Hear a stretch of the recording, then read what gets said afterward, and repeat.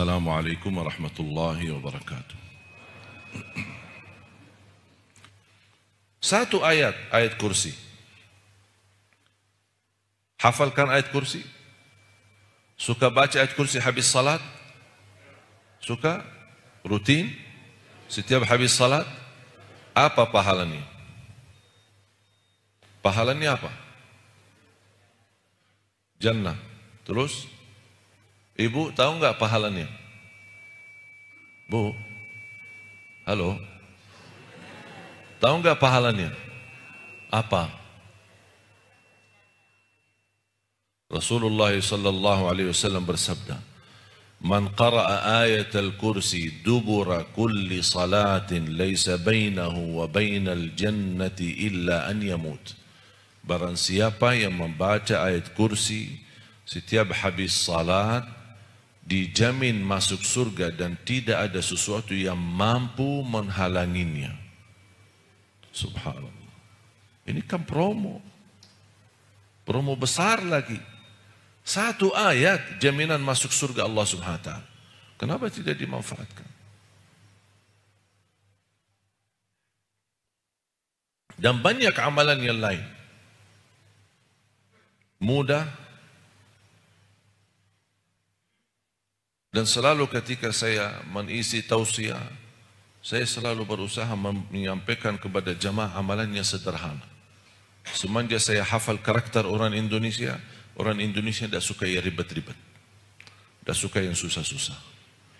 Orang Indonesia mau amalan mudah dihafal, mudah diingat, mudah diamalkan dan masuk surga. Itu aja orang Indonesia. Wallahi indahnya Al-Quran. Cukup yang membuat kita bangga.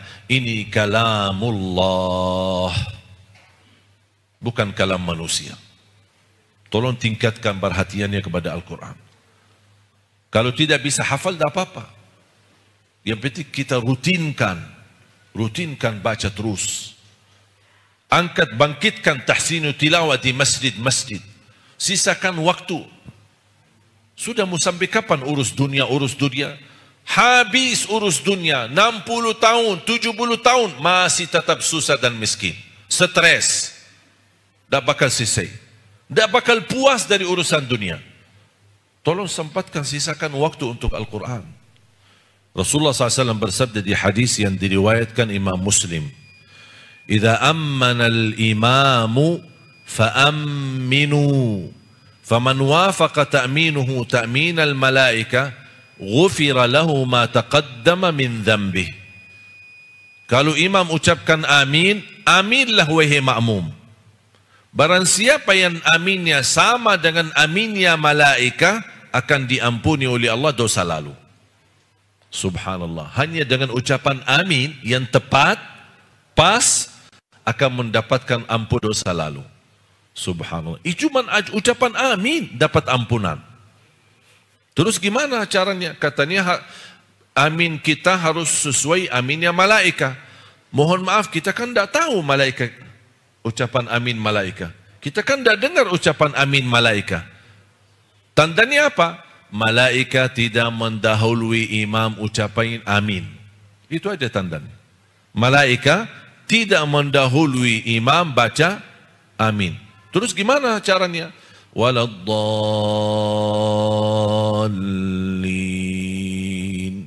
Begitu imam baru makmum amin ikut.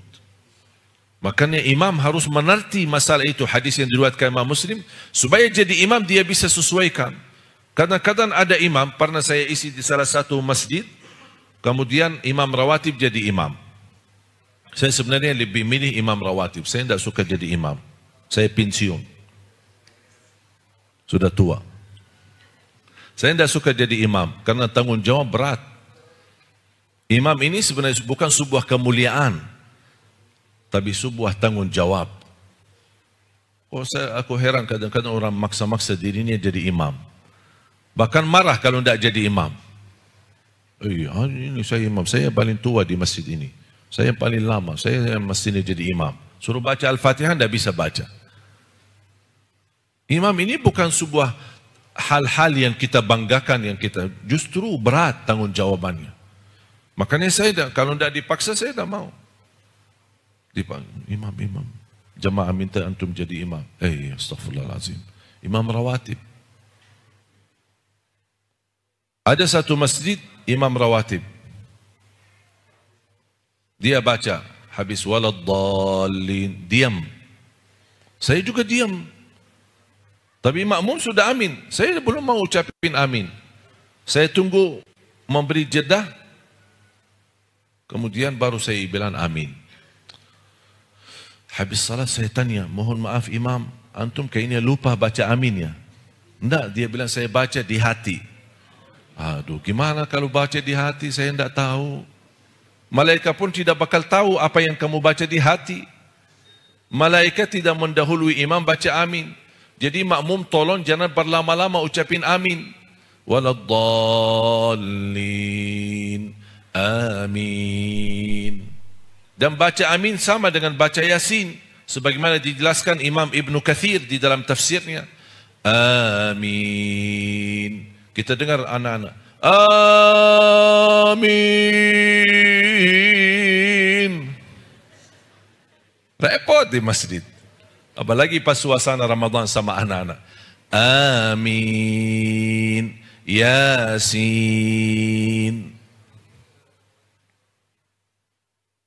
Ini menjadi amalan. Jangan mendahului imam baca amin. Insya Allah diampuni semua dosa kita. Dosa lalu. Bapak Ibu jamaah sekalian. Saya akhiri. Tolong perhatikan dengan sungguh-sungguh ayat suci Al-Quran. Jangan lewat satu hari tidak baca Quran. Wallahi berkahnya luar biasa. Wirid. Kalau saya punya wirid setiap hari khatam suratul Baqarah. Itu wirid. Rasulullah SAW bersabda, "Alaikum bi suratul Baqarah, fa inna akhdaha barakah wa tarkuha hasrah, wa la tastati'uha al-batala." Bawalah suratul Baqarah. Barang siapa yang membawa suratul Baqarah, dia telah membawa keberkahan. Dan barang siapa yang tinggalkan suratul Baqarah, bakal nyesal, kata Rasul. Bakal nyesal. Wala tastati'u al-batala. Suratul Baqarah tidak bisa dilawan oleh tukang sihir, gangguan jin, gangguan syaitan. Tidak ada orang mereka yang bisa mengganggu kita kalau kita membawa suratul Baqarah. Kalau ada orang niat jahat sama kita, ingin menghancurkan keluarga kita melalui sihir, dia tidak bisa selama kita merutinkan suratul Baqarah. Kalau tidak bisa dikhatamkan suratul Baqarah dalam satu hari, dah apa-apa 2 hari, dah apa-apa 3 hari, dah apa-apa 1 minggu. Tapi begitu selesai suratul Baqarah, mohon ulang lagi. Jadikan wirid yang tidak boleh ditinggal. Bacakan di dalam rumah. Wal baitul ladzi tuqra'u fihi suratul Baqarah yafirru syaitanu min. Rumah yang di dalamnya bacakan suratul Baqarah, syaitan bakal lari, kabur, tidak bisa tahan di rumah yang ada bacaannya suratul Baqarah. Banyak manfaat. Wallahi dahsyat Al-Quran. Ajib. Indahnya, kenikmatannya, keistimewaannya. Dapat 10 kebaikan dari setiap hurufnya. Dan Allah subhanahu wa ta'ala, kata guru saya, barang siapa yang ingin mendengar Allah berbicara, baca Al-Quran. Ini Allah sedang berbicara. Mohon doa restu. Mohon doakan. Mudah-mudahan perjalanan kami terus sampai terwujud 1 juta penghafal Al-Quran. Saya selalu berdoa. Sudah sekian tahun saya tidak pernah tinggalkan doa ini.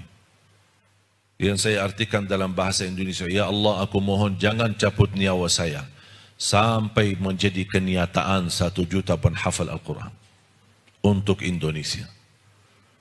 Apalagi habis saya kemarin ditusuk, saya tingkatkan lagi. Ya, saya bilang, ya Allah jangan dulu mati ya Allah. Dah boleh ya Allah, jangan dulu.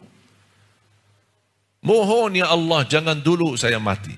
Sampai selesai tugasku melahirkan dan mewujudkan 1 juta penghafal Al-Quran. Kalau sudah menjadi kenyataan, ya Allah dah apa-apa cabut nyawa saya. Dan alhamdulillah sudah terbangun dari jumlah 100 markas, sudah puluhan markas tahfiz Quran yang kita bangun.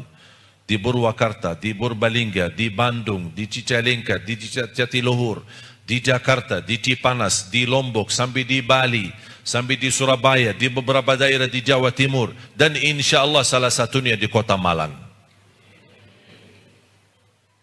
Dan kita terus memperjuangkan. Tidak boleh kita merasa lelah.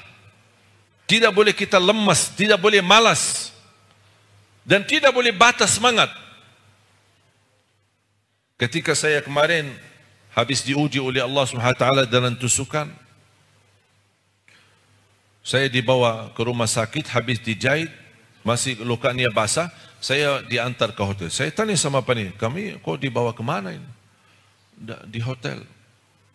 Saya mempandangi wajah mereka, nampaknya batas semangat. Dan mereka menimbulkan kekhawatiran. Biar Syekh istirahat aja, biar aman. Saya bilang subhanallah, sekali aja ditusuk sudah takut. Boleh bawa ke hotel cuman hanya satu, ganti baju dan terus jalan lagi. Karena masih ada acara tabligh akbar habis maghrib sama habis isya. Saya tidak mau. Lebih baik saya mati di dalam perjalanan dakwah daripada saya mati di hotel. Buat apa kok batas semangat? Kita harus semangat. Ini Al-Quran, kita memperjuangkan Al-Quran. Orang-orang munafikin mempermainkan Al-Quran. Orang munafikin memperjuangkan kebatilannya. Masa kita kalah sama mereka? Kita di atas kebenaran. As-siratul mustaqim, wan nurul mubin, wa hablullahil matin. Kita di atas kebenaran, harus kita berani. Dan harus kita semangat. Ini jihad kita. Untuk mengangkat Al-Quran, membangkitkan Al-Quran di negeri kita Indonesia. Karena saya percaya dan yakin, solusi untuk negeri kita Indonesia, Al-Quran. Kembali kepada Al-Quran. Solusi politiknya, ekonominya, sosialnya, perubahan akhlaknya, kembali kepada Al-Quran. Kalau kita tingkatkan perhatian kepada Al-Quran, akhlakul Quran, itulah akhlak Nabi Muhammad SAW.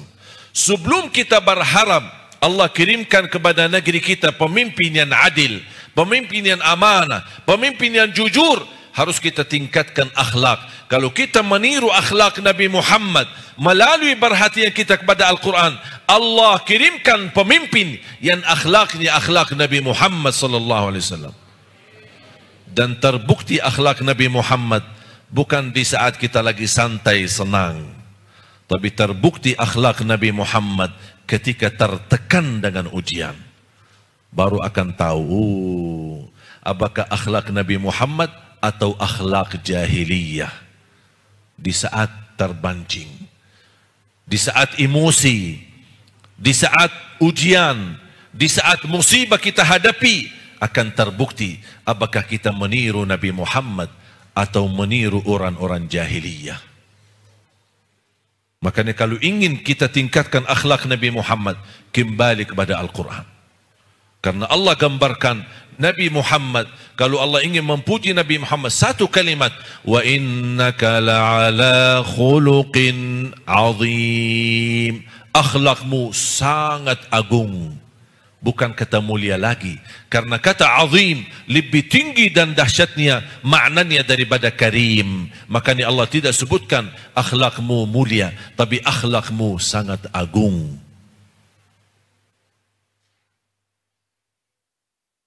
Dan seketika saya ditanya sama media dan wartawan, kok bisa bertahan, bisa bersabar, bisa menghadapi termasuk orang menusuk saya? Saya bilang jawabannya sederhana. Saya hanya ingin meniru akhlak Nabi Muhammad, itu saja.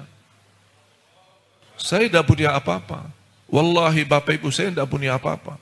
Saya bukan orang hebat. Saya bukan waliullah, bukan orang yang suci. Tapi selalu di hati saya dan selalu saya tingkatkan, ya Allah tolong, saya ingin hanya meniru Nabi Muhammad. Meniru Nabi Muhammad dalam segala hal. Ibadahnya, akhlaknya, muamalahnya, bersama tetangganya, bersama musuhnya, bersama Yahudi, bersama Nasrani, bersama siapapun. Ya Allah, saya ingin meniru Nabi Muhammad SAW. Itu yang selalu saya tingkatkan. Wallahi sederhana. Kalau bisa kita bangkitkan akhlak Nabi Muhammad, wallahi berubah nasib negeri ini. Kita menghadapi krisis akhlak, bukan krisis pemerintah, bukan krisis ekonomi, bukan krisis politik, tapi krisis akhlak yang menjadi masalah kita. Dan Allah menjaminkan kemuliaan akhlak satu umat, Allah ma'murkan negerinya, dan kehinaan akhlak satu umat akan Allah hancurkan negerinya. Kuncinya di akhlak. Kalau saya boleh padatkan agama dari A sampai Z, isi Al-Quran dari Al-Fatihah sampai An-Nas, saya kumpulkan, saya padatkan, saya ambil kesimpulannya, tidak akan menemukan yang lebih mulia daripada akhlak mulia. Bahkan orang yang bermulia akhlaknya bisa meraih darjat tertinggi di dalam surga Allah, melebihi darjat ahli tahajud dan ahli puasa. Itu orang yang bermulia akhlak, darjatnya lebih tinggi di sisi Allah SWT. Makanya ayo mari kita sama-sama tiru Nabi Muhammad. Pemuda-pemuda kita zaman sekarang, anak-anak, idola mereka adalah artis Korea. Idola mereka pemain bola. Anak-anak kita minta beliin baju, sambil nangis-nangis. Bu, minta baju yang ada tulisan Ronaldo, yang ada tulisan Messi. Saya juga punya idola. Idola saya Nabi Muhammad. Figur saya Nabi Muhammad, teladan saya Nabi Muhammad, imam saya Nabi Muhammad sallallahu alaihi wasallam, dan kita praktikkan. Mudah-mudahan kita mendapatkan kemuliaan akhlak agar kita bisa meniru Nabi Muhammad dan mendapatkan syafaat Nabi Muhammad. Itulah akhlaknya Al-Quran. Ketika Siti Aisyah ditanya, bagaimana akhlak Nabi Muhammad? Siti Aisyah menjawab sederhana, akhlak Nabi Muhammad adalah akhlakul Quran. Mohon doa, mohon doakan. Saya mohon sekali kepada Bapak Ibu, tolong doakan kami agar terus melanjutkan perjuangan ini. Saya sampai merayu dan berhasil menghadirkan 7 adik kandung saya ke Indonesia untuk ikut memperjuangkan Al-Quran. Saya bersaudara 12, timnas. Saya hadirkan 7, alhamdulillah. Ada yang laki-laki, ada yang perempuan. Dan supaya mereka tidak bosan di Indonesia dan minta cepat pulang ke tanah suci, saya langsung nikahkan di Indonesia. Bismillah. Jangan, ini istrinya, kamu ini istrinya. Yang perempuan saya nikahkan sama yang laki-laki Indonesia. Yang laki-laki saya nikahkan sama orang Indonesia. Jangan khawatir ibu-ibu, masih ada lagi. Dan saya bilang sama adik-adik saya, kalau kalian datang buat jalan-jalan, udah diam aja di Madinah, tidak usah datang. Saya tidak bisa janji gaji, saya tidak bisa menambahkan penghasilan, saya tidak bisa bantu urusan dunia. Kalian datang mau untuk memperjuangkan Al-Quran, silahkan. Kalau tidak mau, diam aja di Madinah. Madinah lebih baik. Tanah suci Madinah. Mulia Madinah. Aman Madinah. Kalau di Indonesia ada 1000 wali, masih di Madinah lebih mulia. Ada Nabi Muhammad sallallahu alaihi wasallam. Tapi kalau kalian datang untuk memperjuangkan Al-Quran, ayo silahkan datang. Alhamdulillah berhasil 7 adik. Saya ada 1 adik, saya ingin, masih sampai sekarang saya merayu dia. Usianya baru 34. Tapi dia ulama besar di Madinah. Baru saja kemarin oleh kerajaan memberikan kursi ulama di Masjid Nabawi. Dia sangat alim dalam bidang hadis, dalam bidang fikih, dan dalam bidang bahasa Arab itu sendiri. Dan dia sangat mendalami ilmu warisan, ilmu faraid. Sangat betul. Kalau saya punya persoalan fikih atau persoalan hadis, saya suka rujukan kepada dia. Itu adik saya. Dan sudah dia sampai S3 2 kali. S3 di University Madinah sama S3 di University namanya Taibah. Dan saya merayu sampai sekarang. Sampai saya pernah goda dia. Sini ada perempuan cantik-cantik buat kamu. Tapi nampaknya tidak terpengaruhi. Masih dia mau. Dia bilang saya sudah nikah sama ilmu. Belum mau. Doakan mudah-mudahan. Kalau dia bisa datang di sini, Masya Allah, suaranya sangat merdu. Bisa anda buka di YouTube. Syekh Yahya Jabir. Yahya Jabir. Subhanallah, suaranya Masya Allah. Indah banget. Dan dia hafal Quran dengan qiraat. Doakan mudah-mudahan saya bisa. Sampai sekarang masih merayu dia untuk saya bisa hadirkan ke Indonesia. Karena dengan hadirnya beliau, Masya Allah, banyak pasti manfaat yang kita bisa bagikan. Doakan mudah-mudahan terus kita melanjutkan perjuangan. Dan saya harap program 1 juta penghafal Al-Quran untuk Indonesia bukan milik Ali Jabir atau keluarga Ali Jabir, tapi saya harap menjadi milik kita bersama. Perjuangan kita bersama, amal salih kita bersama. Walaupun kita tidak bisa menghafal Al-Quran, tapi kita ikut mensupport, kita ikut memfasilitasi para penghafal Al-Quran. Mudah-mudahan kita termasuk yang mendapatkan syafaatnya Al-Quran, dan perjuangan kita menjadi saksi baik di hadapan Allah Subhanahu wa ta'ala.